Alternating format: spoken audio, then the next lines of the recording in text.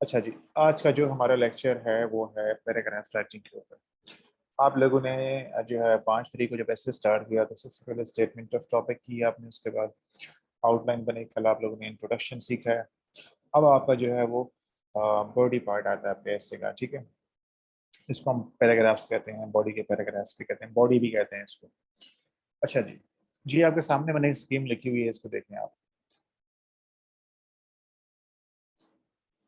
I hope कि screen show हो रही है। प्लीज एनीबॉडी कंफर्म मी, एक बार मैं कंफर्म कर दें कि स्क्रीन शो हो रही है। ठीक है। अच्छा जी, ये जो आपका ऐसे होता है उसके अंदर जो डिस्ट्रीब्यूशन है, डिवीजन है, वो किस तरह से होती है। इस तरह जो सामने आपको स्कीम नजर आ रही है ये होती है। ऑलमोस्ट आपका 10% जो होता है आपके ऐसे का वो इंट्रोडक्शन होता है, 10% आपका कंक्लूजन होता है, बाकी जो अराउंड 75 to 80% होता है ना वो आपके बॉडी के पैराग्राफ्स होते हैं।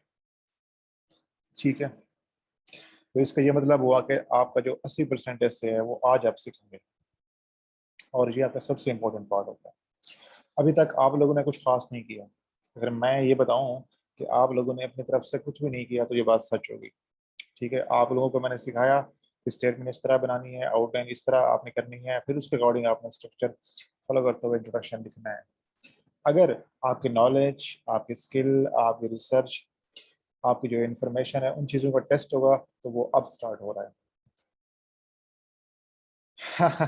हाँ जी, स्कूल का जो है बिल्कुल उसकी तरह चाक वाला ब्लैक बोर्ड होता था, बिल्कुल उसकी तरह लग रहा है ये। तो मैंने ये जो बनाई थी ना प्रेजेंटेशन, तो उसमें डिफरेंट स्टाइल थे, मैंने कहा इसको मुझे ये अच्छा लग रहा था, मैंने इसको बना लिया इसको। अच्छा जी, तो अब जो है ना जो आपके बॉडी के पैराग्राफ्स हैं ये आपका ऐसे का सबसे मोस्ट इंपॉर्टेंट पार्ट होता है, सबसे मुश्किल पार्ट भी है, सबसे मोस्ट इंपॉर्टेंट पार्ट भी है, सबसे लेंथी पार्ट भी होता है। ठीक है, फर्स्ट ही करो पे आ जाए तो फिर 99% लोग फेल नहीं हो गए ना। ठीक है, मसला तो ये है। अच्छा जी, तो बेसिकली अब आपके जो बॉडी के पैराग्राफ्स हैं वो स्टार्ट हो रहे हैं। तो इसमें आपका जो है नॉलेज है, आपकी राइटिंग स्किल है, आपके पास इंफॉर्मेशन है, कितना कंटेंट है, कितनी आपकी रिसर्च है, टॉपिक पर कितनी कमांड है, वो सारी चीज़ें यहाँ पे नज़र आती हैं। और अगर मैं कहूँ कि आपके ऐसे में सबसे मुश्किल पार्ट जो होता है वो आपके बॉडी पैराग्राफ्स है, तो ये बात बिल्कुल दुरुस्त होगी, क्योंकि बॉडी के पैराग्राफ्स को मैच्योर करने में, यूनिफॉर्म बनाने में, हर पैराग्राफ ऑलमोस्ट एक जैसा हो, सेम क्वालिटी के साथ हो, आप हर टॉपिक सेंटेंस को साबित करें। अच्छा, ये जो सवाल मैंने पूछा था ना कि उसका जवाब ये है कि जो आपका स्टेटमेंट ऑफ टॉपिक होता है वो आपका एस्से का होता है। स्टेटमेंट ऑफ टॉपिक या थीसिस स्टेटमेंट आपके एस्से का होता है, टॉपिक का होता है। जबकि जो टॉपिक सेंटेंस होता है वो बॉडी के पैराग्राफ का मेन सेंट्रल आइडिया, और वो उसकी जगह वगैरह जो है वो स्टार्ट में होती है। तो हम चीज़ें आज इंशाल्लाह वो डिटेल में डिस्कस करेंगे। ये जो मेन डिफरेंस है आपने याद रखना है। ठीक है, अब हम चलते हैं कि देखते हैं कि बॉडी के पैराग्राफ क्या करना है, क्या नहीं करना, किस तरह से लिखे जा सकते हैं आपके। ठीक है, अच्छा जी। आपका जो ऐसे होता है, मैंने आपसे कहा था कि जो आपकी आउटलाइन होती है, जो आपकी आउटलाइन होती है उसके अंदर जो एक पॉइंट होता है ना वो एक पैराग्राफ को शो कर रहा होता है। हम ये फर्स्ट करते हैं कि कल जो आपने आउटलाइन बनाई थी गवर्नेंस क्राइसिस के ऊपर, उसमें आपने 20 पॉइंट लिखे थे टोटल मिला के। उसमें 6-7 कॉजेज, 5-6 कॉन्सिक्वेंसेज और 6-7 उसके जो आपने सोल्यूशन दिए। टोटल मिला के आपने 20 पॉइंट लिखे हैं। तो अब आपको अपने एस्से में 20 पैराग्राफ ही लिखने पड़ेंगे। ठीक है, तो एक पॉइंट जो होता है ना वो एक पैराग्राफ को शो कर रहा होता है। जी आपने याद रखना है। प्रैक्टिस के दौरान तो मैं आपको जो है वो अलाउ करता हूँ कि आप आउटलाइन कम्प्रीहेंसिव बना लें, ताकि आप आइडियाज़ अच्छे हो जाएं, रेलिवेंट चीज़ें आपके पास आ जाएं। और अगर आप ब्रेनस्टॉर्मिंग करते हैं तो उसमें से कुछ पॉइंट्स आपके हाथ से गुजर जाते हैं, तो वो आपको बाद में याद रहते हैं। लेकिन जब आप पेपर के अंदर या कहीं मॉक दे रहे होंगे, पेपर अटेम्प्ट कर रहे होंगे, तो जितने पॉइंट्स आपकी आउटलाइन में उतने पैराग्राफ्स होंगे। ऐसा नहीं है कि आपने 15 पॉइंट लिख दिए और आपने जो है वो 12 पैराग्राफ कर दिए, तो आप स्ट्रेट फेल हो जाते हैं वहाँ पर आप। ये आपने ख्याल रखना है इसका। ठीक है, तो आपकी आउटलाइन के अंदर जितने पॉइंट्स होंगे उतने ही आपके जो है क्या कहते हैं बॉडी के पैराग्राफ्स बन जाएंगे। ये आपने हमेशा याद रखना है। अब बच्चे कुछ पूछते हैं कि सर एक बंदा जो है उसके 39 नंबर आए, 38 आए, और एक बंदे के 40 क्यों आ गए, अब वो 39 में क्यों फेल हो गया। उसकी रीज़न ये समझ आती है कि जब वो ऐसे कर रहा होगा एंड पे, तो उसके पास टाइम नहीं बचा और उसने क्या किया कि 2 पैराग्राफ को या 3 को उसने कंबाइन करके एक बना दिया, तो वही फेल हो गया वो। या उसके जो है वो इंट्रोडक्शन, सॉरी, कंक्लूजन के अंदर कोई इशू आ गया, उसका ऐसे पूरा नहीं है उसका एंड के ऊपर। तो 39 पे 38 पे लोग फेल होते हैं और उसकी रीजन यही बनती है। ठीक है, तो ये बड़ी सीरियस किस्म की मिस्टेक्स होती हैं, इसको आपने बिल्कुल अवॉइड करना होता है, इनका बहुत ख्याल रखना होता है आपको। अच्छा जी, अब आइडियली जो आपका एक 2500 वर्ड का ऐसे होता है, उसके लिए कितने पैराग्राफ जरूरी हैं? देखें, जो हमारे टीचर्स हैं, हाँ उसकी तरफ आते हैं, एस सी एस में उसमें हम आएंगे इंशाल्लाह। मैं अभी थोड़ा सा डिस्कस करूंगा अभी अगली स्लाइड में। जो आपका एक आइडियली 2500 से 3000 वर्ड का ऐसे होता है, उसमें नंबर ऑफ पैराग्राफ्स जो होते हैं वो 18 से 20 होना चाहिए, कम से कम 18 से 20 होना चाहिए। डिस्क्रिप्टिव ऐसे की बात कर रहा हूँ, ये आर्गुमेंटेटिव ऐसे में थोड़ा लेंथ शॉर्ट हो जाती है, वो हम करेंगे, उसके ऊपर बाद डिस्कस करेंगे। बट जो डिस्क्रिप्टिव ऐसे जैसे अभी आप कर रहे हैं, उसके अंदर कम से कम 18 से 20 पैराग्राफ लाजमी होते हैं, आपने करने होते हैं अपने ऐसे के अंदर। उसके अलावा जो आपका पीएमएस कैसे होता है, वो पीएमएस पंजाब की अगर हम बात करते हैं तो उसकी लेंथ कम होती है। अच्छा, मुझे कोई बता सकते हैं कि पीएमएस के पी में जो एसए की लेंथ कितनी होती है? शाबाश, जल्दी से बता दें। कुछ लोग हैं के पी से, तो मेरे ख्याल से उनको पता होगा, कि आप लोग बताएं कितनी लेंथ होती है उसकी। जो मेरा अंदाजा है वो शायद वो, हाँ बिल्कुल ठीक है, सीएसएस के लेवल कैसे होता है एग्जैक्टली। तो आप लोगों ने जो है यही वाला ऐसे जो सीएसएस कैसे है वही लिखना है वहां पर। आपके पास 3 घंटे होते हैं, 100 नंबर होते हैं। ठीक है, ठीक है, ओके। लेकिन पंजाब के जो पीएमएस है उसके अंदर 2 घंटे होते हैं, और तकरीबन आपने जो है वो 1200 या 1500 वर्ड का ऐसे करना, वो शॉर्ट ऐसे हो जाता है। ठीक है, लेकिन अगर आप पीएमएस पंजाब का ऐसे कर रहे हैं तो उसमें आप 12 से 14 पैराग्राफ कर सकते हैं। लाइक मैंने 2020 में जो ऐसे किया था उसके अंदर अराउंड कोई 10-11 पैराग्राफ थे और मैंने 65 स्कोर किया उसमें। अभी जो मैंने पीएमएस दिया उसके अंदर मैंने तकरीबन अराउंड 13-14 पैराग्राफ्स लिखे थे। ठीक है, तो ये आप जो है वो आइडियल, ये एक लेंथ होती है, उसमें आप जा सकते हैं। लेकिन सीएसएस के ऐसे में आपने कोशिश करनी है 18 तक लाजमी तौर पर अपने पैराग्राफ्स को ले जाएं। ठीक है। अच्छा जी, अब चलते हैं कि आपका जो सीएसएस और पीएमएस का ऐसे है उसके बॉडी में और ओवरऑल फर्क थोड़ा देख लेते हैं हम। सर के भी पीएमएस में एक ऐसे प्रेसी के पेपर में भी होता है शॉर्ट ऐसे। अच्छा ओके, मैं उस पर बात करूंगा। हारिस, ये आपने मुझे जब हम दोबारा क्लासेस स्टार्ट करेंगे ना 3 दिन के गैप के बाद, आपने मुझे रिमाइंड करवाना ये सवाल। ये हम तब डिस्कस करेंगे इंशाल्लाह इसको हम। अच्छा कि आपने ये बता दिया। अच्छा जी, आप देखें ना कि सीएसएस और पीएमएस ऐसे में थोड़ा सा फर्क जो समझना वो जरूरी ये है कि जो सीएसएस का पंजाब का ऐसे है ना, उसके अंदर जो एग्जामिनर आपको स्टेटमेंट्स देता है ना, वो आपसे ये एक्सपेक्ट करता है कि आप स्टेटमेंट को फॉलो करें। ठीक है, बात को समझना है, बड़े ध्यान से समझना है इसको। पीएमएस पंजाब में एग्जामिनर आपको जो स्टेटमेंट देता है वो आपको एक्सपेक्ट करता है कि आप उसको फॉलो करें। ठीक है, आप उसके अगेंस्ट ना जाएं, उसके अंदर कोई नई चीज़ ऐड ना करें, जो उसने कहा है वही आप लिखें। जबकि सीएसएस के ऐसे में टॉपिक्स ऐसे आते हैं, बड़े ही डाइवर्सिफाइड होते हैं, ओपन एंडेड होते हैं, और उसके अंदर एग्जामिनर बेसिकली जो एस्पिरेंट्स होते हैं, जो स्टूडेंट्स होते हैं, जो उनका ऐसे आता है उनके पास, वो उनसे ये एक्सपेक्ट कर रहा होता है कि आप उस टॉपिक के साथ you must play with the topic. Topic के साथ आपने खेलना है कैसे, कि आपने उसको हर पॉसिबल वे से अप्रोच करना है, उसको एक्सप्लोर करना है, उसके अंदर जितने पॉसिबल डायमेंशन हो सकती हैं कर सकती हैं। दैट मीन्स कि आपकी जो आउटलाइन है वो कम्प्रीहेंसिव होनी चाहिए, 360 डिग्री पे आपने उस टॉपिक का एनालिसिस करना है, उसके अंदर आप एडिशन भी कर सकते हैं अपनी तरफ से। ठीक है, आपकी जो है वो आउटलाइन के अंदर 5 से 8 के बीच में 7-8 हेडिंग भी हो जाए तो वो कोई इशू नहीं है और बहुत अच्छी होती है। यानी कि बेसिकली आपके सीएसएस एसए में एग्जामिनर ये चाह रहा होता है कि आप अपने एसए को कैसे प्लान करते हैं। ठीक है ना, उसके अंदर आपकी क्रिएटिविटी कितनी है, जो टॉपिक आपको दिया है उसके साथ आपने किस तरह खेला है, उसके अंदर आपने क्या एडिशन किया है, उसके साथ आपने कैसे नए नए उसके अंदर एस्पेक्ट्स ऐड किए हैं। ये चीज़ें एग्जामिनर इस चीज़ को पसंद करता है, लेकिन वो चीज़ें रेलिवेंट होनी चाहिए, गैर जरूरी ना हो। जी आपने ख्याल रखना है। उसके अलावा सी एस और पी एम एस ऐसे में जो लेंथ का इशू फर्क होता है वो मैंने बता दिया आपको, कि उसमें जो है वो 1200-1500 वर्ड कैसे होता है, जबकि वहाँ पर सी एस एस के अंदर 2500 वर्ड कैसे होता है। इसी तरह जो नंबर ऑफ पैराग्राफ्स हैं वो कम हो जाते हैं, और फिर जो बॉडी के पैराग्राफ्स हैं उसकी लेंथ भी कम हो जाती है। अब जो आपका सीएसएस का ऐसे होता है ना, उसकी जो लेंथ होती है आमतौर पर मैं बच्चों को रिकमेंड करता हूँ, it must be between 100 and 120 words. ठीक है, इसको 120 और 140 भी कह सकते हैं आप इसको। ठीक है ना, इसको यूं कर लें कि 120 एंड 140 के बीच में आप इसको लेके आ जाएं। जो सीसेस कैसे है जो कि आज हम सीख रहे हैं, जो हम कर रहे हैं, इसमें आपका जो पैराग्राफ है उसकी जो नॉर्मल लेंथ है वो नोट करने पे बस बिटवीन 120 एंड 140 वर्ड्स, इसके बीच में आपने इसको रखनी होती है। ठीक है, जबकि जो पीएमएस का शॉर्ट ऐसे होता है 1500 वर्ड का या 1200 वर्ड का, उसके अंदर जो आमतौर पर जो उसकी लेंथ होती है बिटवीन 90 एंड 100, क्योंकि 90 80 और 100 या 90 और 110 के बीच में आप इसको लेके आ सकते हैं, ये इसमें काफ़ी हो जाती है। ठीक है। अच्छा जी, उसके अलावा ये आपने ख्याल रखना है कि जो आप ऐसे कर रहे होंगे जिसमें पैराग्राफ्स हैं वो तकरीबन सेम लेंथ होने चाहिए सारे के सारे। मतलब कोई आपका 100 का हो सकता है, कोई 120 का, कोई 130 का, लेकिन बहुत ज़्यादा फर्क नहीं डालना आपने उसके अंदर। ऐसा ना हो कि उसको देख के विजिबली ये फर्क फील हो कि यार ये तो पैराग्राफ बहुत शॉर्ट कर दिया, इसने ये बहुत लंबा कर दिया। तो ये आपने ख्याल रखना है। आमतौर पर जो उसकी लेंथ है वो आपने मेंटेन करनी है नॉर्मल, उसकी जो एक साइजेबल लिमिट होती है ना वो आपने उसको मेंटेन करना होता है। अच्छा जी, उसके बाद है कि पैराग्राफ राइटिंग जो है, अब मैंने आपको बता दिया है कि जो आपका ऐसे का 80% हिस्सा है वो किसके ऊपर होता है, बॉडी के पैराग्राफ्स के ऊपर होता है, और इसके लिए आपको काफ़ी सारी जो है वो प्रैक्टिस की ज़रूरत होती है। उसके अलावा जिसमें लास्ट पॉइंट लिखा है वो ये है कि मैंने आपसे कहा था कि जब हम आउटलाइन बनाते हैं तो उसके अंदर हम एक काम करते हैं जिसको हम कहते हैं लॉजिकल सीक्वेंस। अब वो जो लॉजिकल सीक्वेंस है ना, अगर आपको ठीक है तो आपके पैराग्राफ ठीक हो जाएंगे।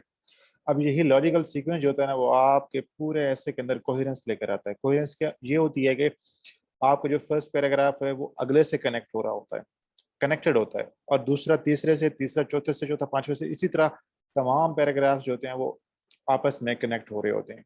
अगर ये इसी तरह कनेक्टिविटी चलती है तो आपका लॉजिकल सीक्वेंस ठीक होता है। अगर ये कनेक्टिविटी होती है तो आपके ऐसे में कोहेरेंस आती है, और अगर कोहेरेंस आती है तो आपका ऐसे बड़ी आसानी से पास हो जाता है। अगर आपके ऐसे में कोहेरेंस ना हो तो ऐसा लगता है कि एक पैराग्राफ दूसरे से अलग है, दूसरा तीसरे से अलग है, वो बिल्कुल डिफरेंट लग रहे होते हैं, वो आपके जो स्टेटमेंट ऑफ टॉपिक है उससे कनेक्ट नहीं हो रहे होते। और अगर ऐसा हो तो फिर आपके लिए मसला है। और एग्जामिनर अपनी रिपोर्ट्स के अंदर ये बार बार बात कहता है कि जो ऐसे में सबसे मोस्ट कॉमन इशू होता है वो क्या होती है, कोहेरेंस नहीं होती, लैक ऑफ कनेक्टिविटी होती है पैराग्राफ्स के बीच में। मेरे पास जो बच्चे आते हैं मतलब जो मेरे से नहीं पढ़ते, उनके ऐसे में सबसे ज़्यादा मसला जो होता है ना वो यही होता है, किसी बच्चे के ऐसे में कोहेरेंस नहीं होती। मुझे आज तक कोई एक ऐसा बच्चा नज़र नहीं आया जो मतलब मेरे से ना पढ़ा हो और उसका ऐसे मेरे पास आया और मैंने उसको देखा कि उसमें कोहेरेंस हो, नहीं होती उसके अंदर कोहेरेंस। ठीक है, तो ये बड़ा बेसिक सा इशू है, फंडामेंटल इशू है, इसके ऊपर आपने जो है वो ख्याल करना होता है, इसको अवॉइड करना होता है। अब इसे कैसे अवॉइड करेंगे, इंशाल्लाह आज हम इसको इस पे काम करेंगे, सीखते हैं इसको आज। अच्छा जी, अब देखें कि हमने जो पैराग्राफ है वो लिखने कैसे हैं, ये चीज़ बड़ी इंपॉर्टेंट है। इसका एक स्ट्रक्चर होता है, इसको आपने फॉलो करना होता है कि किस तरह जो है आपका पैराग्राफ शुरू से लेकर अंत तक चलता है। जो आपने 120 या 140 वर्ड्स लिखने हैं उसके अंदर क्या क्या लिखना है, क्या क्या नहीं लिखना, और कौन सी चीज़ कहाँ पे आएगी, कौन सी चीज़ जो है शुरू में आए, कौन सी बाद में, दरमियान में, किस तरह से, ये सारी चीज़ें आज हम इंशाल्लाह इसको डिस्कस करेंगे। सबसे बेसिक जो आपने पैराग्राफ राइटिंग के बारे में असूल है, प्रिंसिपल है, रूल है, वो याद रखना है कि जो एक पैराग्राफ होता है ना उसका एक मकसद होता है।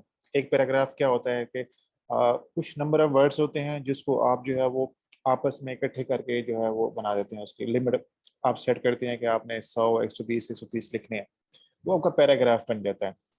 जब वो पैराग्राफ होता है तो वो बेसिकली एक आइडिया से डील कर रहा होता है। ठीक है ना, अगर आप ये बता रहे हैं कि पाकिस्तान में एजुकेशन सिस्टम के ख़राब होने के पीछे लैक ऑफ टीचर ट्रेनिंग है, तो आप इस पूरे आइडिया को एक पैराग्राफ में डिस्कस करेंगे। अब जब आप इस पैराग्राफ में ये आइडिया डिस्कस कर रहे हैं तो इसके अंदर आप कोई और चीज़ ऐड नहीं कर सकते, आप इसके अंदर कोई नया आइडिया ऐड नहीं कर सकते। ठीक है ना, ये आपने याद रखना है कि एक पैराग्राफ जो होता है वो हमेशा एक ही आइडिया से, एक ही टॉपिक सेंटेंस से डील कर रहा होता है। ठीक है, जो आपका फर्स्ट सेंटेंस होता है पैराग्राफ का, हर पैराग्राफ का जो फर्स्ट सेंटेंस होता है उसको हम कहते हैं टॉपिक सेंटेंस। और वो टॉपिक सेंटेंस क्या होता है, यूनिक आइडिया होता है, नया आइडिया होता है, और बिल्कुल डायरेक्ट होता है, रेलिवेंट होता है। ठीक है ना, कैसे, आपने आउटलाइन बनाई, ठीक है, उसके बाद आपने इंट्रोडक्शन स्टार्ट किया और उसके बाद आपने पहला पैराग्राफ लिखना है। अब आप लिखना चाह रहे हैं फॉर एग्जांपल कि what are the reasons behind poor education system in Pakistan. आप कहते हैं कि लेक ऑफ टीचर ट्रेनिंग जो है वो एक बड़ा मसला है, इसके ऊपर आपने पैराग्राफ लिखना है। तो अब ये जो कीवर्ड है लेक ऑफ टीचर ट्रेनिंग, ये फर्स्ट सेंटेंस के अंदर आना चाहिए।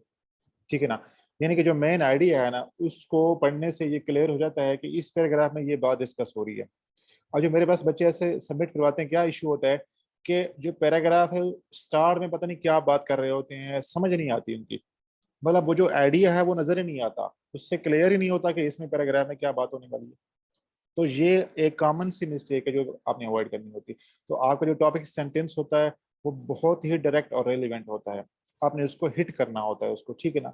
आपने जो बाकी चीजें हैं, जितना कुछ कहना होता है वो बाद में कह सकते हैं वो, लेकिन आपका जो पैराग्राफ का स्टार्ट है वो टॉपिक सेंटेंस से और डायरेक्ट होगा, ये याद रखना है। उसके अलावा आप दो पैराग्राफ के सॉरी एक पैराग्राफ के अंदर दो पॉइंट्स को जो है आप इकट्ठे नहीं कर सकते। अगर आप ऐसा करेंगे या तो आप फेल हो जाएंगे या फिर जो है नंबर कम आ जाएंगे, ठीक है। लेकिन मैं इस चीज को, अगर कोई बच्चा ऐसा करता है ना, मैं उसको ऐसे पास नहीं कर सकता, ठीक है। तो ये एक बड़ा सीरियस इशू होता है, बहुत बड़ी मिस्टेक होती है, बेसिक मिस्टेक है ये, जो पैराग्राफ राइटिंग के रूल्स हैं उसके अगेंस्ट जा रहे होते हैं आप। तो आपने इसका बहुत ख्याल रखना है इस चीज का। अच्छा जी, अब हम देखते हैं कि जो आपने पैराग्राफ लिखना है उसका स्ट्रक्चर क्या होगा। जैसे आपने इंट्रोडक्शन लिखा, उसका जो है बस ओपनिंग होती है, बिगिनिंग होता है, उसके बाद स्टेटमेंट ऑफ टॉपिक, फिर मिडिल पार्ट होता है और कंक्लूडिंग पार्ट होता है। इसी तरह जो आपका पैराग्राफ्स होते हैं, जो एक पैराग्राफ होता है उसके भी इसी तरह तीन हिस्से होते हैं, थ्री पार्ट्स होते हैं, जिसको आपने जो है वो फॉलो करना होता है, ठीक है। अगर आप इस स्ट्रक्चर को फॉलो करते हैं तो आपका पैराग्राफ बिल्कुल ठीक हो जाएगा, उसमें कोई इशू नहीं होगा, ठीक है। लेकिन अगर आप इसमें गलती करते हैं और इन पार्ट्स के अंदर आप कोई जो है वो कंफ्यूजन क्रिएट करते हैं या इसको लिखते हुए कोई इसमें चीज़ें आगे पीछे करते हैं, तो फिर आपके पैराग्राफ का जो स्ट्रक्चर है वो खराब हो जाता है। अब हम देखते हैं कि कौन कौन से वो पार्ट्स हैं, कौन कौन से वो हिस्से हैं जिसको आपने फॉलो करके अपना पैराग्राफ लिखना है। तीन हिस्से होते हैं, ठीक है। नंबर वन, टॉपिक सेंटेंस, जो सबसे पहला सेंटेंस होता है आपके पैराग्राफ में वो क्या होता है, टॉपिक सेंटेंस होता है। जो सबसे लास्ट सेंटेंस होता है आपके पैराग्राफ में उसे कहते हैं हम लास्ट सेंटेंस या कंक्लूडिंग सेंटेंस कहते हैं उसको। जबकि इन दोनों के दरमियान में, इन दोनों के बीच में जो चीज़ आ रही होती है, जो हिस्सा होता है, जो पार्ट होता है आपके पैराग्राफ का, उसको हम कहते हैं डिस्कशन पार्ट या मिडल पार्ट भी कहते हैं इसको। आर्गुमेंट पार्ट भी कह सकते हैं, डिस्कशन पार्ट भी कह सकते हैं, ठीक है। यानी कि जो आपका पैराग्राफ होता है उसके तीन हिस्से होते हैं। सबसे पहला सेंटेंस जिसको हम टॉपिक सेंटेंस कहते हैं, नंबर टू डिस्कशन पार्ट होता है, और नंबर थ्री आपका जो लास्ट में सेंटेंस होता है उसको कहते हैं हम कंक्लूडिंग सेंटेंस होता है। अब ये देखते हैं कि टॉपिक सेंटेंस कैसा हो सकता है, क्या होना चाहिए, किस तरह से। जब भी आपने पैराग्राफ लिखना स्टार्ट करना है तो सबसे पहले आपने क्या करना है, अपने आउटलाइन के ऊपर वापस जाना है। आपने जब इंट्रोडक्शन लिख लिया है, याद रखें ये बात जो मैं अभी बता रहा हूँ इसको नोट कर लें। जब आप इंट्रोडक्शन मुकम्मल कर लेते हैं, जब आप इंट्रोडक्शन मुकम्मल कर लेते हैं, जहाँ पे आपका इंट्रोडक्शन ख़त्म हो जाएगा वहाँ पे फुल स्टॉप लगाना है। उसके बाद अगली लाइन आपने छोड़नी है, अगली लाइन आपने छोड़नी है, और फिर दूसरी लाइन के मिडल से आपने पैराग्राफ स्टार्ट करना है। समझ आइए बात की, यानी कि जहाँ पे जैसे आज आप लोगों ने इंट्रोडक्शन लिखा था, जहाँ पे आपका इंट्रोडक्शन खत्म हुआ उससे अगली लाइन आप छोड़ेंगे, फिर दूसरी लाइन जो है वो उसके मिडल से आपने पैराग्राफ स्टार्ट करना है। जब आपका एक पहला पैराग्राफ खत्म हो जाएगा, डिस्कशन और बॉडी पार्ट, नहीं सारे पूरे पैराग्राफ की बात कर रहा हूँ मैं बताऊंगा अभी आपको, ठीक है ना। यूं समझे ना कि जब आप पैराग्राफ शुरू करें, पहला पैराग्राफ स्टार्ट करना है तो आपने इंट्रोडक्शन के बाद एक लाइन छोड़ के फिर दूसरी लाइन के मिडल से स्टार्ट करना है पहला पैराग्राफ।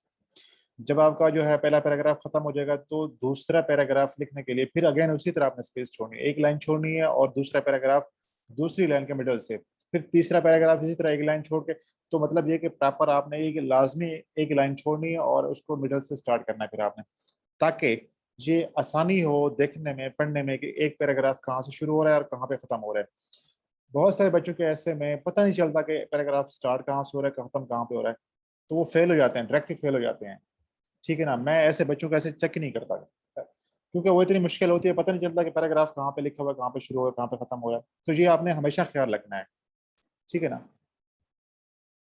लेकिन हाँ, तीन फिंगर्स का नहीं, मतलब ये कि कम से कम एक लाइन जरूर छोड़े उसके बीच में, ताकि आसानी हो देखने में कि वाकई में जो है यहाँ पे एक पैराग्राफ खत्म हो गया और अब दूसरा पैराग्राफ स्टार्ट हो रहा है, ठीक है ना। तो ये बस आपने ख्याल रखना है इसका स्पेसिंग का। अच्छा जी, जब आपने पैराग्राफ लिखनी है, स्टार्ट करने, तो आपने जाना है वापस अपनी आउटलाइन के ऊपर। जो आपका फर्स्ट पॉइंट है, मैं ये फर्ज करता हूँ, मैं ये फर्ज कर रहा हूँ, ठीक है, कि आपने जो आउटलाइन बनाई थी एजुकेशन सिस्टम के ऊपर, उसमें जो पाकिस्तान का reasons behind poor education system in Pakistan, उसमें आपने सबसे पहले लिखा है कि low budget allocation is a main reason behind poor education system in Pakistan. ये आपका पहला पॉइंट है। इसी को सेम टू सेम उठाना है और आप लिख देना है, ये आपका पैराग्राफ स्टार्ट हो जाएगा। ठीक है, सेम टू सेम उठाना है और आपने पैराग्राफ स्टार्ट कर देना है। मैं अभी आपके सामने यहाँ पे लिखता हूँ, ठीक है ना। अभी इसको हम करते हैं, एक मिनट। अब देखें, जैसे मैंने यहाँ पे ये खत्म किया इंट्रोडक्शन, ठीक है, तो आपने एक लाइन छोड़ी, फिर दूसरी लाइन के आपने जो है वो मिडल से जाके स्टार्ट करना है। अब हम फर्ज करते हैं कि आप ये आउटलाइन में जो रीजंस है उसमें पहला पॉइंट क्या है कि low budget allocation is a major reason for the poor education system in Pakistan. जी, आपने पहला पॉइंट उठाया और उसको आपने यहाँ पे लिख दिया, ये आपका टॉपिक सेंटेंस आ जाएगा। ये फर्स्ट पार्ट आपका मुकम्मल हो गया, ठीक है। उसके बाद आपको चलते हैं हम दूसरे पार्ट पे, जिसको हम कहते हैं डिस्कशन पार्ट, या आपका जो है वो क्या होता है। अच्छा, जब आपने टॉपिक सेंटेंस लिख लेना है तो इसके बाद एक दो सेंटेंसेस आपने ऐड करने हैं। अब वो सेंटेंसेस किस चीज़ के बारे में होंगे ये समझना बहुत ज़रूरी है। अब इस पर वापस आते हैं। अब देखें कि हमने इसके अंदर क्या चीज़ डिस्कस कर रहे हैं, कोई मुझे बता सकता है इसमें मेन आइडिया क्या है इस पैराग्राफ के अंदर? शाबाश बताएं, मुझे देखना है कि कितनी समझ आ रही है आप लोगों को इस पैराग्राफ में, इस टॉपिक सेंटेंस में क्या मेजर आइडिया है। जी बताएं, शाबाश, सब लोग बताएं अपना अपना।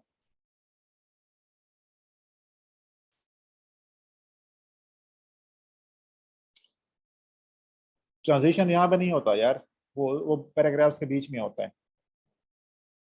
शाबाश, बिल्कुल। हाँ जी, इसके अंदर जो मेन आइडिया है वो क्या है? Low budget allocation. अब आपने क्या करना है कि जब टॉपिक सेंटेंस लिख लेना है तो टॉपिक सेंटेंस से रिलेवेंट, सॉरी, जो आपका कीवर्ड है, जो मेन आइडिया है उससे रिलेवेंट आपने एक या दो सेंटेंसेस ऐड करने हैं। यानी कि यहाँ पे बजट का इशू है, रिसोर्सेज का इशू है, तो आप कहें कि in any education system financial resources play a great role. ठीक है, दैट मीन्स कि आपने जो आपका मेन आइडिया है, सेंट्रल आइडिया है, की आइडिया है, उससे रिलेवेंट आपने एक या दो सेंटेंसेस ऐड करने हैं। ये मैंने एक सेंटेंस ऐड कर दिया, यानी कि मैंने लिखा कि in any education system financial resources play a great role. ठीक है, विद एम्पल budget allocation,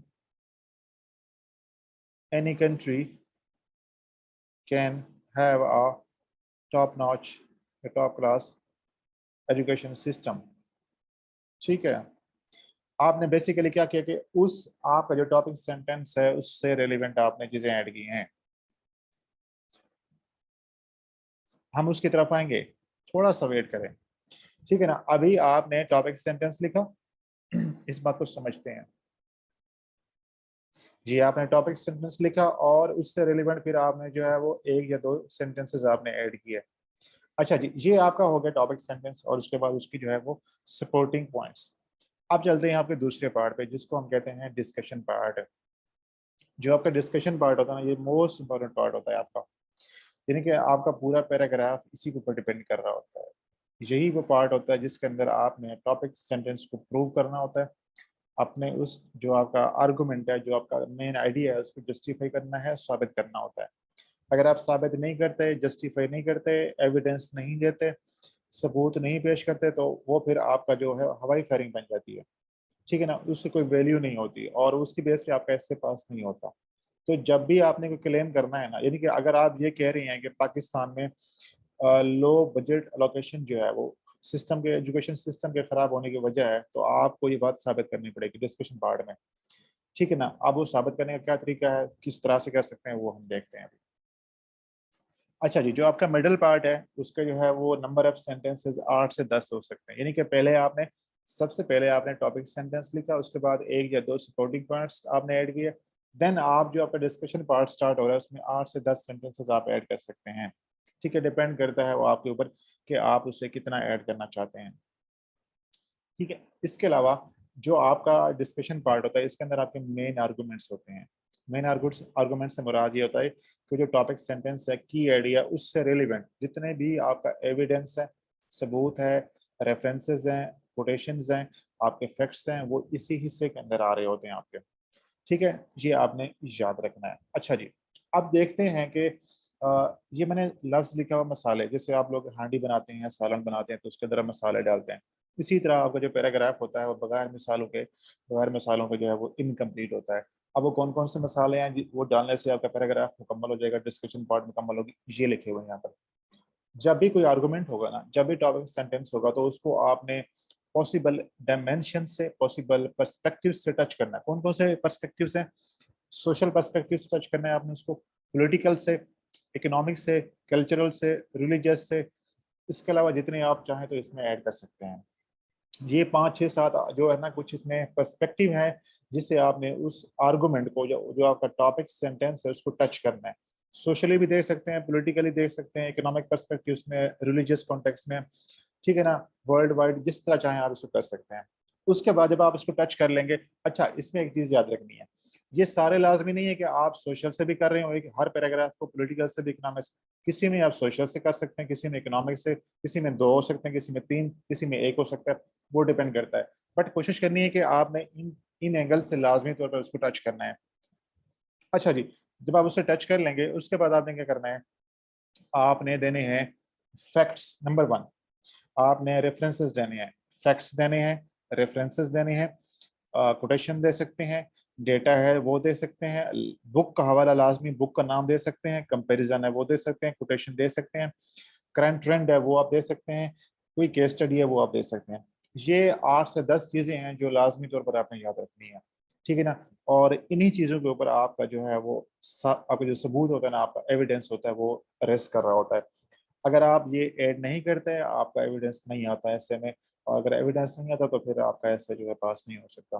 तो आपने याद रखना है कि जब आप टॉपिक सेंटेंस को social, political, economic, cultural, religious perspective से टच कर लेते हैं, उसके बाद आपने जो चीज़ डालनी होती है वो क्या होती है, वो उसके अंदर फैक्ट्स होते हैं, उसके अंदर डेटा होता है, उसके अंदर बुक्स के हवाले होते हैं, किसी केस स्टडी का हवाला है, कोई एग्जाम्पल है, कोई रेफरेंस वगैरह है, ठीक है, किसी इदारे की रिपोर्ट का हवाला है, कोई कंपेरिजन है, कोई एग्जाम्पल वगैरह है, और कोटेशन वगैरह, ये आप इसके अंदर ऐड कर सकते हैं। अब ये सारी चीज़ें नहीं आएंगी, 3 4 5 हो सकती हैं, किसी में रेफरेंस हो सकता है, किसी में कोटेशन हो सकती है, किसी में एक डेटा हो जाएगा तो किसी में बुक का हवाला हो जाएगा, किसी में 2 चीज़ें तो किसी में एक, किसी में 3 तो किसी में कुछ हो जाएगा। ये आपने मिक्स करके according to your paragraph, according to demand of your paragraph, वो आपने करते जाना है, ठीक है। अब हम देखते हैं कि ये करना कैसे है, मैं आपको करके दिखाऊंगा अभी। अब देख चलते हैं हमारे पास अपने टॉपिक सेंटेंस के ऊपर। आपका टॉपिक सेंटेंस क्या है कि low budget allocation is a major reason for the poor education system in Pakistan.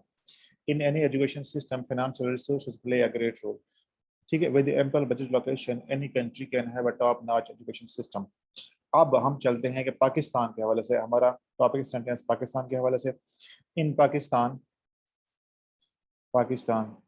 The governments have failed to spend enough resources on education।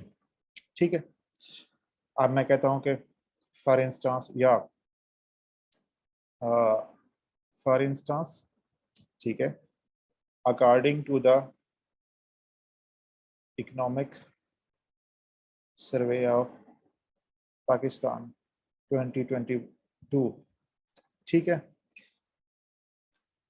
Only 4% of GDP was spent on education in the country।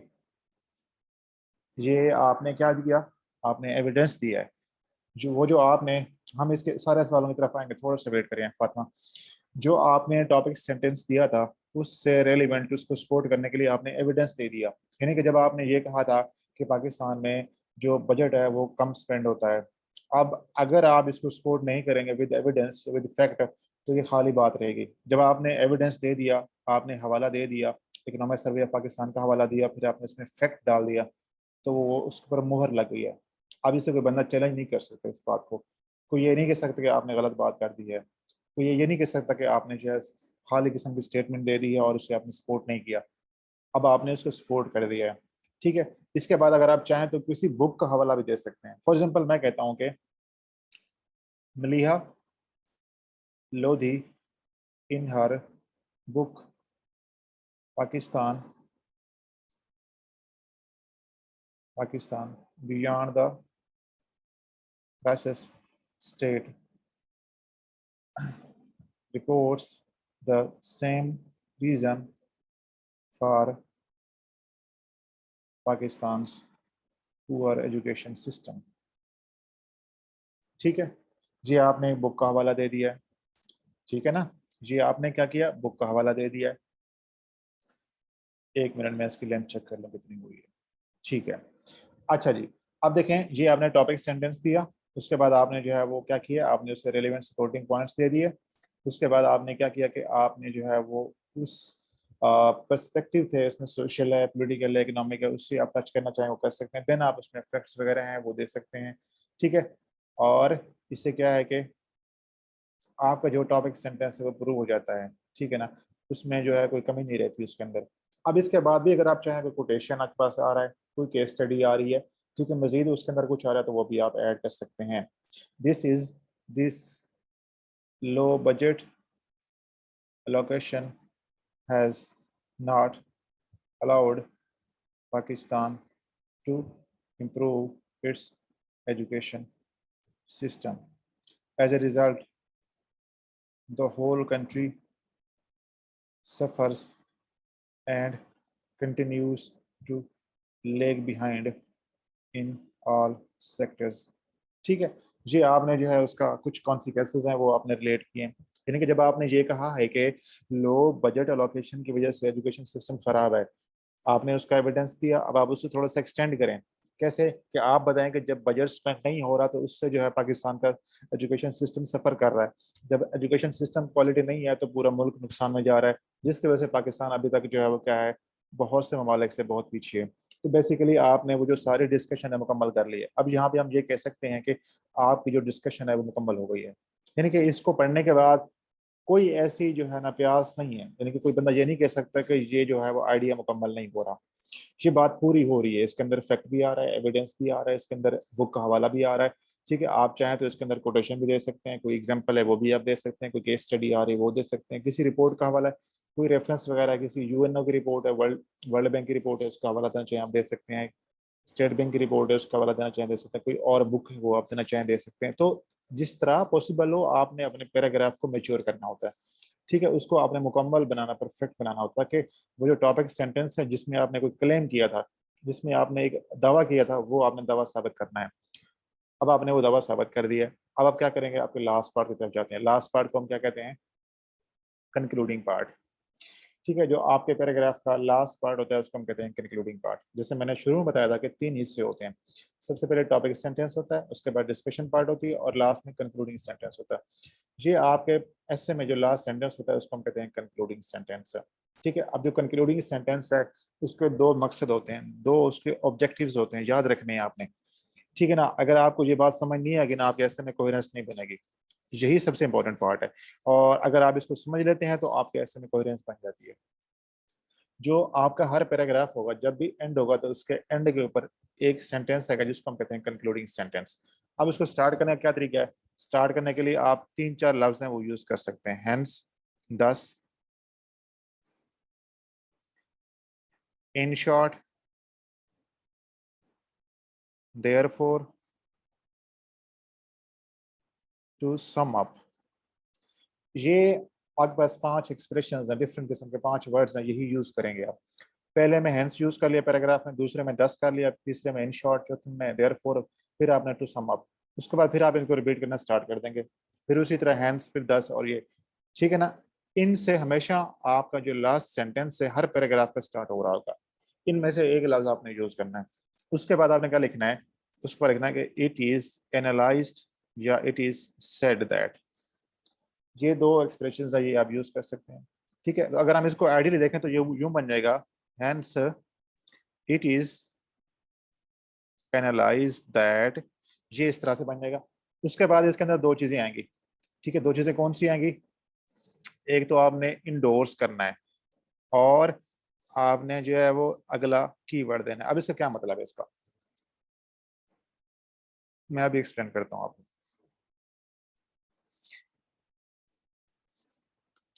देखें, जब भी आप last sentence लिखेंगे ना, hence कामा लगाना है, उसके बाद या 10 लिखें, जो भी यूज करें, इट इज सेड या इट इज स्टेटेड दैट, उसके बाद आपने क्या करना है, इसके दो हिस्से होते हैं। दो हिस्से क्या है? पहला हिस्सा जो होता है ना, उसके अंदर आपने टॉपिक सेंटेंस को रिपीट करना है। टॉपिक सेंटेंस को रिपीट करना है। कोई मुझे बता सकता है कि इस पैराग्राफ में टॉपिक सेंटेंस क्या है? शाबाश, जल्दी से बताएं। शाबाश शाबाश। इस पैराग्राफ में टॉपिक सेंटेंस क्या था?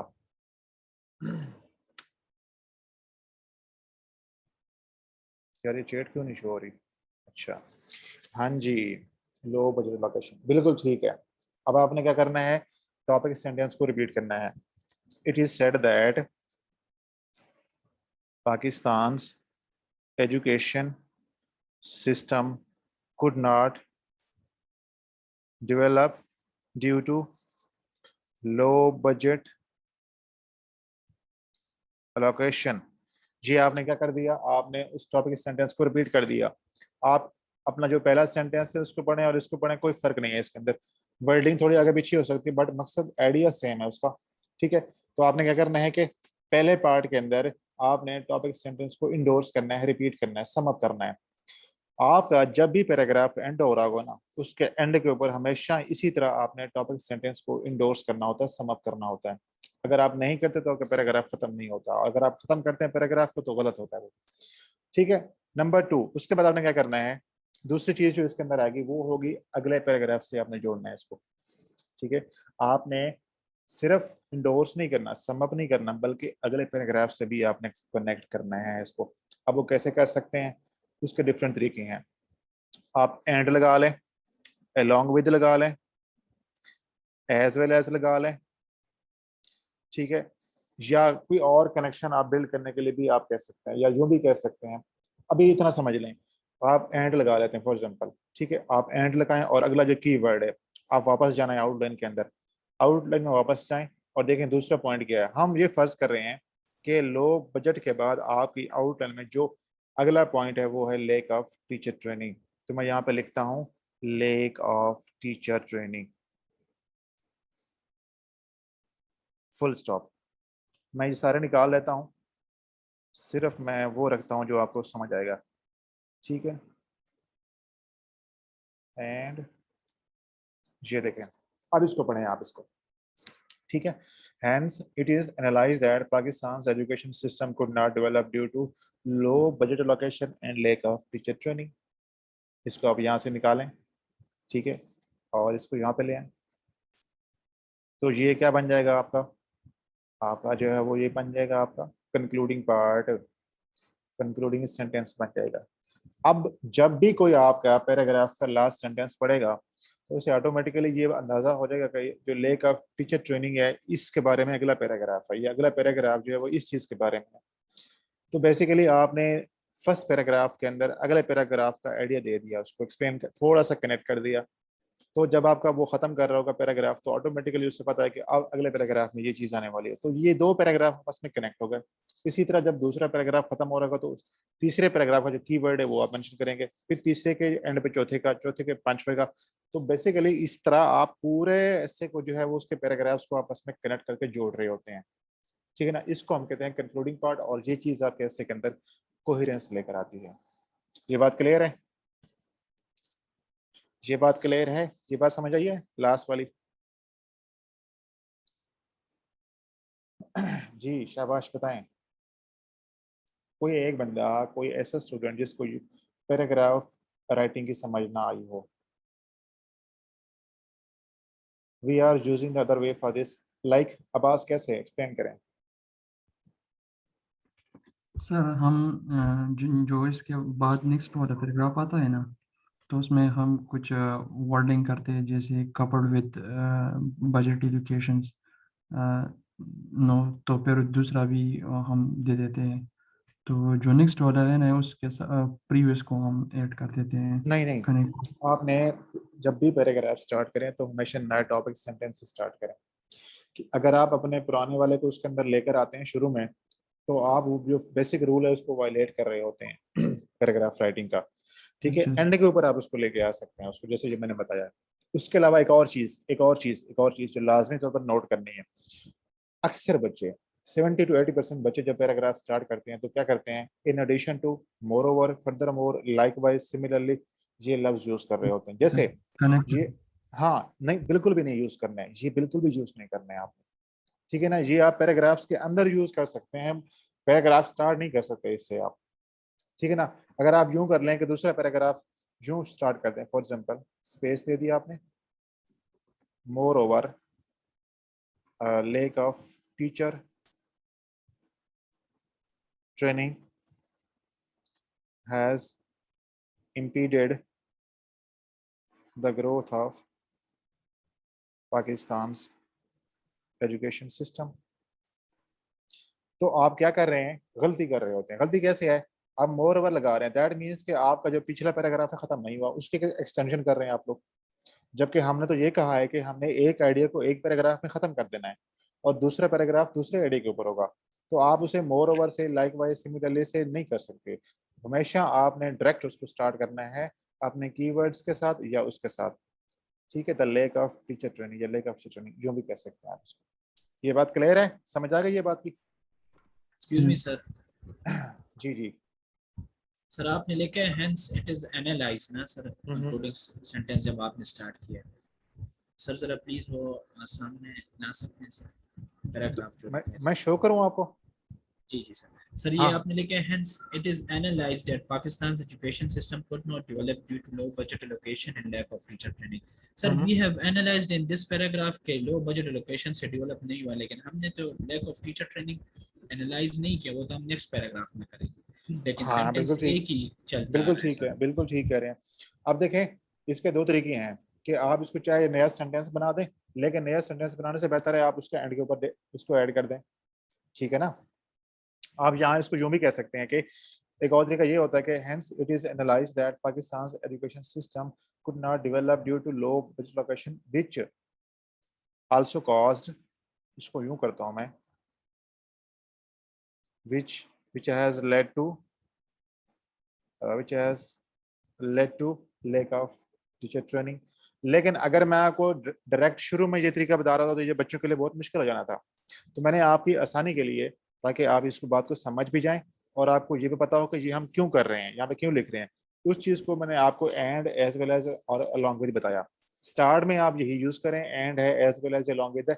बाद में जाके जब आपका ऐसे बहुत अच्छा हो जाता है, प्रैक्टिस हो चुकी होती है, मेच्योर होता है, तो आपको ऑटोमेटिकली फील होता है तो उसमें जो कनेक्शन है वो नेचुरल बन जाता है, उसमें ये फिर इशू आता ही नहीं है उसके अंदर, ठीक है। तो ये उसका वायलेशन नहीं हो रही हमने, यानी कि अगर आप ये समझते हैं कि हमने ये प्रूव नहीं किया ये वाला पॉइंट, ऐसा नहीं है। ये बेसिकली हमने कनेक्ट करने के लिए उसके अंदर उसको जो है वो लेकर आए हैं उसको, ठीक है ना। ये कनेक्टिविटी के लिए होता है इसका। अच्छा जी, कुछ सवाल है, what are the other ways to show coherence in paragraphs? ये मैंने बता दिया आपको, यही वाला तरीका था फातिमा, जो कोहेरेंस हम लेकर आते हैं ना, कि आपके जो है वो it has also caused, which has led to, which as a result is causing, इस तरह करके आप उसको जो है वो कोहेरेंस बना रहे होते हैं। And along with, as well as के अलावा आप ये तरीका भी यूज कर सकते हैं। कोहेरेंस कोहेरेंस ये होती है इरफान के जो आपका एक पैराग्राफ है वो अगले पैराग्राफ से जुड़ा होना चाहिए, कनेक्ट होना चाहिए। अब एक पैराग्राफ दूसरे से जुड़ा हो, दूसरा तीसरे से, तीसरा चौथे से। जिस तरह तस्वीर में दाने आपस में जुड़े होते हैं ना, तो उसको अगर आप एक दाना निकालेंगे तस्वीर गिर जाती है आपकी। इसी तरह आपके तमाम पैराग्राफ जो होते हैं वो आपस में कनेक्ट होते हैं और वो कनेक्ट होकर आपका जो स्टेटमेंट ऑफ टॉपिक है उसको प्रूव कर रहे होते हैं। इसको हम कोहेरेंस कहते हैं, ठीक है। हाँ जी बिल्कुल जैनब, ठीक है, ऐसे कह रहे हैं। रिपीट सर थोड़ा सा दूसरा पैराग्राफ स्टार्ट कैसे होगा, ये मैंने बता दिया यासिर आपको कि lake of teacher training has impeded the growth of Pakistan education system. फिर उसी तरह आप उसको जो है वो सपोर्ट करने के लिए आर्गूमेंट्स देंगे, फिर उसके डिस्कशन में एविडेंस वगैरह, फैक्ट्स वगैरह, बुक्स के हवाले, और फिर उसका जो है कंक्लूडिंग सेंटेंस आप लिखेंगे उसका। मेंटोर्स कनेक्टर्स यूज करते हैं हर, हाँ जी यार ये सर हम जो है ना क्या रहता है, जिस तरह साहब है उनके ऐसे के बुक में मैंने देखा था यही यूज किया होता ना, मोर ओवर है, लाइक वाइज, देयरफॉर, ये सारा, लेकिन बिल्कुल भी ठीक नहीं है ये चीज़, इसको आपने यूज नहीं करना आपने इसको। अच्छा जी, और ऊपर मेरे ख्याल से सवाल एक बार फातिमा ने सवाल पूछा था कोई, हाँ क्या वो पूछ रही हैं कि हम कितने फैक्ट्स वगैरह डाल सकते हैं। ये अच्छा सवाल है, बिल्कुल। देखें आपने कोशिश करनी होती है कि प्रैक्टिस के दौरान, जब अभी आप प्रैक्टिस कर रहे हैं, ऐसे लिख रहे हैं, सीख रहे हैं, इसमें आप कोशिश करें कि हर पैराग्राफ के अंदर एक ना एक फैक्ट लाजमी हो, उसमें कोई कोटेशन भी आ जाए, कोई बुक का हवाला भी आ जाए, कोई एग्जांपल भी आ जाए, 2-3 चीज़ें लाजमी आनी चाहिए। उसकी रीज़न क्या है? जब आप प्रैक्टिस करते हैं और लिखते हैं और वो चीज़ आपके हाथ से गुजरती है, तो वो आपको याद रहती है। अगर आप पैराग्राफ में बिल्कुल भी कोई चीज़ नहीं लिख रहे, तो आपको याद ही नहीं रहेगी। अगर आपने हाथ से गुजार लिया, उसको लिख लिया, आपको उसमें से अगर 20-30%, 40% चीज़ें भी याद आ जाएँ, तो आपके पेपर के अंदर ऐसे बड़ा अच्छा हो जाता है। लेकिन अगर आप प्रैक्टिस में नहीं करते, तो फिर आपको बड़ा मसला हो जाता है। तो इसलिए आपने कोशिश करनी है हर पैराग्राफ में ढूँढ-ढूँढ के कहीं न कहीं से लाज़मी तौर पर आप फैक्ट वगैरह लिखें उसके अंदर, कोटेशन कोई ट्राई कर लें, कोई बुक का हवाला दें, कुछ ना कुछ लाज़मी आप उसके अंदर ऐड करें। प्रैक्टिस के दौरान आपने ये करना है, लेकिन बहुत ज़्यादा नहीं करना है, कहीं ऐसा ना हो कि ये रिपोर्ट लग जाए, ठीक है? तो आपने ये ख्याल रखना है कि ये जो है सपोर्ट करने के लिए, एविडेंस देने के लिए करना है, ना कि उसकी आपने स्टफिंग करनी है। एक और चीज़ कि आपने ये जो फैक्ट्स वगैरह ये कहाँ से लेने हैं, जब मैं आपको ऐसे सेंड करता हूँ ना, मॉडल ऐसे भेजता हूँ, उसमें से यही चीज़ें लिखी होती हैं। तो उसमें से बुक का हवाला दिया गया होगा पैराग्राफ के अंदर, कोटेशन दी गई होगी या कोई फैक्ट होगा या कोई एग्ज़ाम्पल, वो उठा के अपने ऐसे में लिख दो आप, ठीक है ना? आपने उठाना है और अपने ऐसे में लिख देना है। अभी के लिए इतना करना है आपने। इस स्टेज पे आपने यही करना है। अगर आप इसको ढूँढने पे लग जाएँगे, कोई फैक्ट वगैरह अगर आपको पहले से पता है तो अच्छी बात है, वो लिख दें। अगर आप नहीं पता तो उस एसे में से उठा के आप लिख दें। अभी के लिए आपने अपना एक तो एसे का जो पैराग्राफ है वो ठीक करने हैं और दूसरा आपको अंदाज़ा हो जाएगा कि इसके अंदर रेफ़रेंस डालने कैसे होते हैं। तो आपने वो एसे में से चीज़ें हैं कॉपी करेंगे, कोई इश्यू नहीं है, उसमें से उठा लें, हेल्प ले लें आप उसको। ठीक है? यार मैं पानी पी लूँ, मैं आता हूँ 1 मिनट, मेरा गला बड़ा खुश्क हो रहा है। आप लोगों के सवाल आप ड्रॉप करें, अभी मैं उसके जवाब देता हूँ।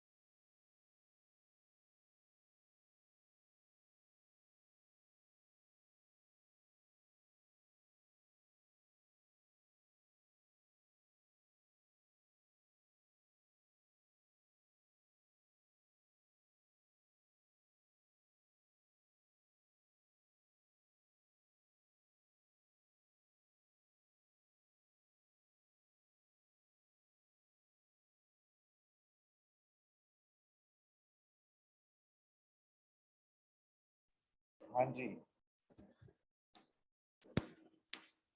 ये हारेस से पूछेगा, कुछ को कहते हैं कि हम कैसे सोचें। अच्छा हाँ, यस हारेस बिल्कुल ऐसा कर सकते हैं आप लोग। मैं आपको हमारी एक क्लास भी होती है इस चीज़ पे कि आपने वो 3 घंटे में पेपर को कैसे अप्रोच करना होता है, प्रॉपर। पहले 5 मिनट में क्या करना है, फिर अगले 10 मिनट में क्या करना है, फिर अगले 20 मिनट में क्या करना है, आउटलाइन कितने टाइम में ख़त्म करनी है, कब बनानी है, कब नहीं बनानी, कब नीट करनी है, इंट्रोडक्शन पे कितना टाइम देना है, पैराग्राफ में कितना टाइम देना है। ये मैं आपको एक पूरा लेक्चर इस बात पे होता है कि वो 3 घंटे का टाइम आपने कैसे यूज़ करना है। बट अभी के लिए इतना याद रखें कि आप अपनी आउटलाइन रफ में बना सकते हैं, चाहे तो उसे नीट एंड पे करें या स्टार्ट में कर लें, कोई भी इशू नहीं, जैसे आपको आसानी लगे वैसे करते हैं आप।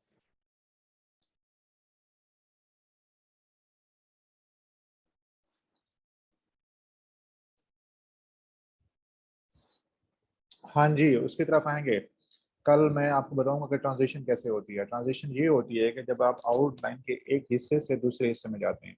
सपोज़ करते हैं कि आपने पाकिस्तान के एजुकेशन सिस्टम के रीज़न्स हैं ख़राब होने के, वो डिस्कस किए 6-7 पॉइंट्स, उसके 6-7 पैराग्राफ लिख दिए आपने। अब आपने जाना है कि इसके ऊपर उसके जो इफ़ेक्ट्स हैं उसके ऊपर, तो अब इफ़ेक्ट्स का पहला पैराग्राफ लिखने से पहले छोटा-सा ट्रांज़िशन सेंटेंस देंगे आप उसका, ठीक है? मैं यहाँ पे आपको शो करता हूँ अभी आपको। ये इसको पढ़ें, इस पूरी जो ये जो स्लाइड है इसको पूरी को रीड कर लें। जो इसको रीड कर ले वो डन कर दे एक बार, फिर मैं आपको एक्सप्लेन करता हूँ।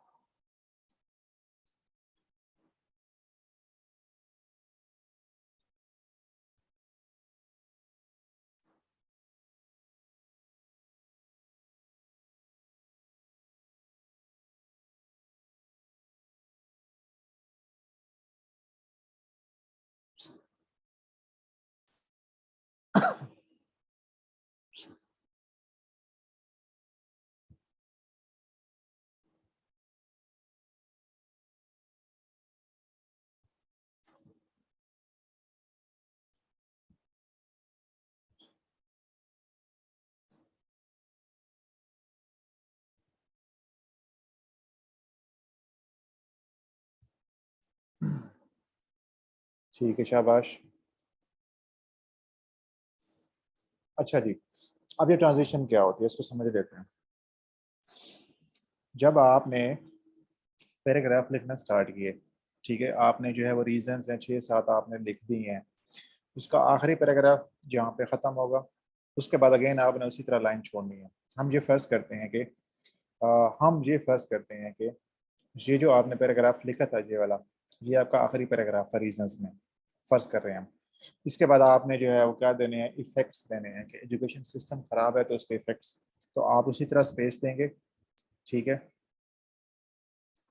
नॉर्मल पैराग्राफ की तरह। अब आप एक ट्रांजिशन सेंटेंस ऐड करेंगे, उसको हम स्विचिंग भी कहते हैं, ट्रांजिशन भी कहते हैं, जिसमें आप ये बता रहे होते हैं कि पिछले पैराग्राफ्स में या पिछले सेक्शन के अंदर रीजंस को हमने डिस्कस किया और अब अगले पैराग्राफ के अंदर उसके जो इफेक्ट्स हैं वो एक्सप्लेन किए जाएंगे। इससे क्या होता है कि एग्जामिनर को या पढ़ने वाले को ये अंदाज़ा होता है कि इसने रीजंस लिख दिए हैं, अब ये इफेक्ट्स है उसकी तरफ जा रहा है या सोल्यूशंस की तरफ जा रहा है, ठीक है। तो आपने लिखना है कि इन द preceding या previous section reasons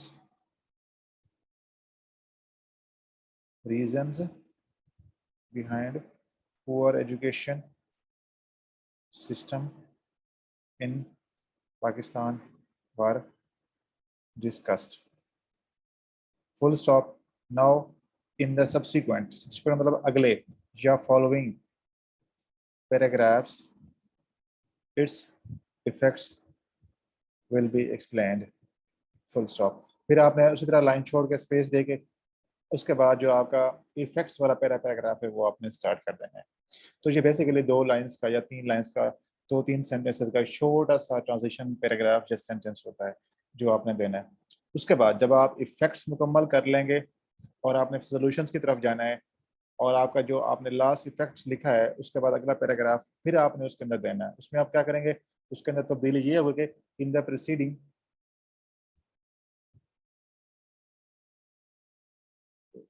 screen show हो रही है सबको? मुझे ऐसा लगा कि स्क्रीन शो नहीं हो रही किसी को। अच्छा जी, स्क्रीन शो हो रही है? प्लीज बता दे कोई बंदा। ओके, शुक्र है। अच्छा, अब आपने क्या करना है कि जब आपने सॉल्यूशंस की तरफ जाना है तो आपने लिखना है कि इन द प्रीसीडिंग या इन द प्रीवियस सेक्शंस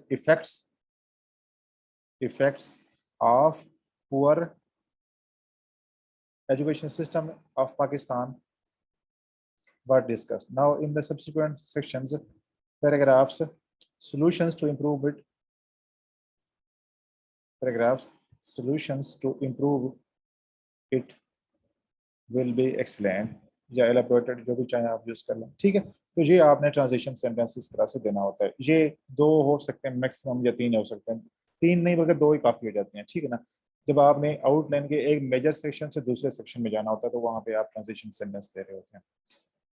चलें जी, ये है आपका पैराग्राफ राइटिंग के बारे में। तमाम पैराग्राफ्स इसी स्टाइल पे और इसी स्ट्रक्चर के साथ ही आपने लिखने होते हैं। जो सोल्यूशंस वाले हैं उसके अंदर आप शुड इस्तेमाल कर रहे होते हैं, स्टार्ट में शुड यूज़ करें, बाकी उसके अकॉर्डिंग जो टेंस वगैरह है आप जहाँ पे चेंज करना बनता है आप उसको चेंज करते जाएंगे। कोई सवाल वगैरह हो तो आप पूछ सकते हैं आप लोग।